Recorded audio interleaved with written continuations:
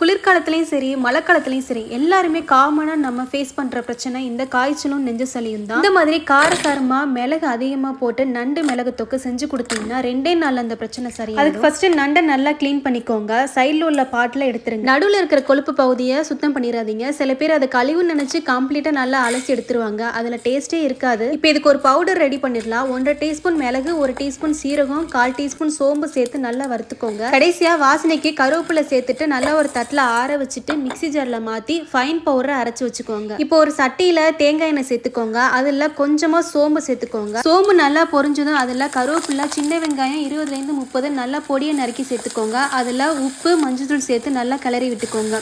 இதில் 1/4 டீஸ்பூன் இஞ்சி பூண்டு விழுது சேர்த்து நல்லா மிக்ஸ் பண்ணி விட்டுக்கோங்க. உங்ககிட்ட குழம்பு மிளகாய் தூள் இருந்ததுன்னா அதில் 1 டீஸ்பூன் சேர்த்துக்கோங்க டேஸ்ட்டுக்காக. மசாலா நல்லா வதங்கினதும் இதில் சுத்தம் பண்ணி வச்சிருக்க நண்டை சேர்த்து நல்லா கிளறி விட்டுக்கோங்க. நண்டு வேகிறதுக்காக அதில் கொஞ்சமாக தண்ணி சேர்த்து மூடி போட்டு 10 நிமிஷம் வேக விட்டுருங்க. நண்டு வெந்து நல்லா எண்ணெய் பிரிஞ்சு வந்திருக்கும். இந்த ஸ்டேஜில் கடைசியாக அரைச்சி வச்சிருக்க மிளகு தூளையும் இதில் சேர்த்து நல்லா மிக்ஸ் பண்ணி விட்டுக்கோங்க. தொடர்ந்து 1 நிமிஷம் நல்லா கிளறி விட்டுக்கோங்க. கடைசியாக இதில் பொடியை நறுக்குன கொத்தமல்லி இலையும் தூவி சுட சுட சர்வ் பண்ணுங்க. ரொம்ப சுலபமான முறையில் நண்டு மிளகு தொக்கு ரெடி ஆயிருச்சு. இந்த வெதருக்கு சூப்பராக இருக்கும். கண்டிப்பாக வீட்டில் ட்ரை பண்ணி பாருங்க.